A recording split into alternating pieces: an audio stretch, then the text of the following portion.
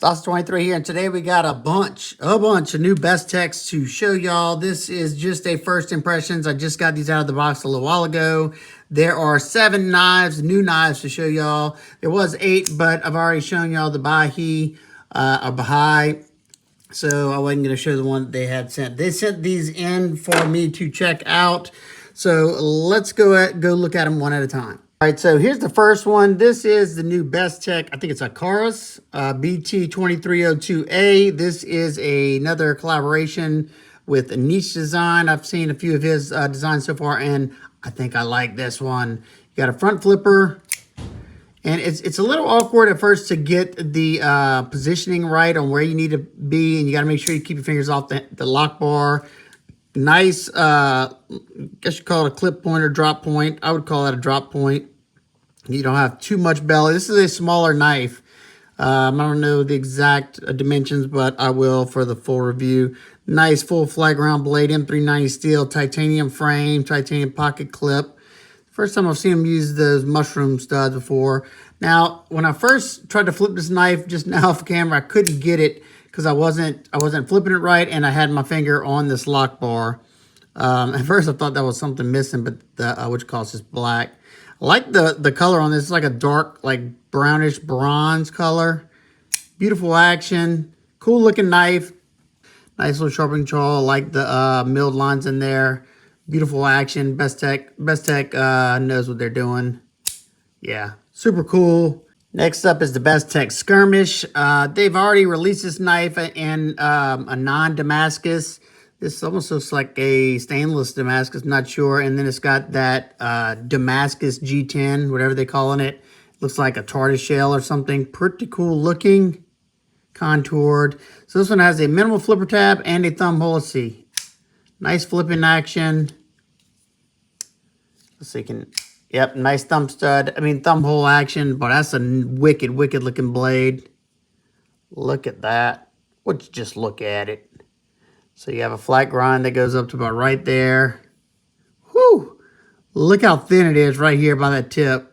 This thing's a nice slicer. Small handle though. Guess you could choke up if you wanted to. So that's the next one.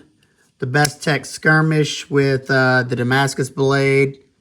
And like I said, if I end up being able to do a full review on this, I will give you the details in that. Pocket clip looks a little off with the rest of it. You got some fancier looking stuff and then just a regular stainless bent clip. A floating style backspacer.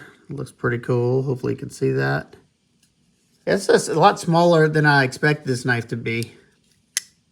Next up is the Keen 2. And this thing is a behemoth. It's wearing that same G10.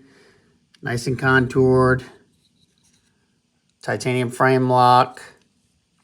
Let's see this bad boy. This is definitely, ooh, it's got a stout detent. That's got to be over 4-inch blade. Let me just give you a size reference. Here's the spot, the Ontario Rat 1. Pivot to pivot. It dwarfs it. Let's look at that, look at that. Yeah, let's go butt to butt so you can see how long. Yeah, that's a big old knife. I don't know what the Keen 1 looked like. Do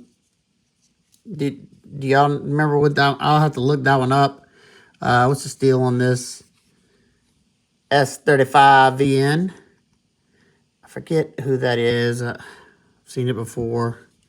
So a nice big old honking 4+ inch blade. Ergos for my hands feel pretty good. Yep. See. Of course, it's going to be pretty darn smooth.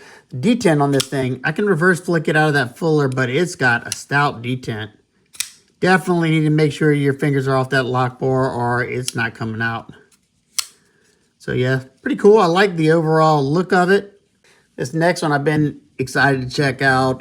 This is the new Mothus, designed by Kambu, their in-house designer, and I love a lot of his stuff. This one looked very interesting. I think I saw it at SHOT Show. Somebody showed it. Look at all this milling. It's a crossbar lock, a tasteful skull clip. Like the line they put through there. And I like how they put the screws in here so it looks like the eyes for the skull. Just a very intricately milled knife. It's got a thumb disc. Let's see how that works. Oh, it's a little slippery. It might be because of the coating. Let's see. Yep, I'm gonna have to work on that. Let's try it one more time.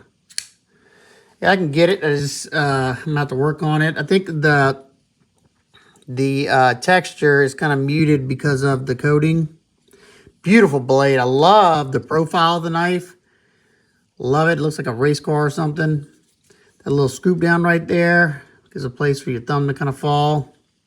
There's Combo's logo, M390 it looks like, yeah. Feels like it's going to be a good little slicer. Love how they did that sharpening tool. You got tons of sharpening life.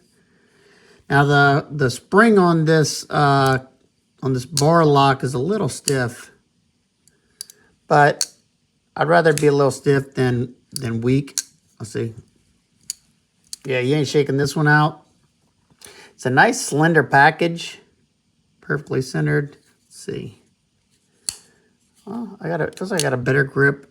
Left hand. Oh, nope. Yeah, I don't know. That was a better flip left-handed. Let's see. Am I doing something wrong?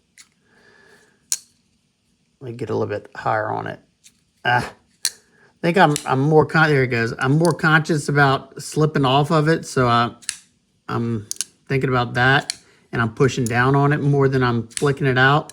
So yeah, I think once I get used to it, I better do it.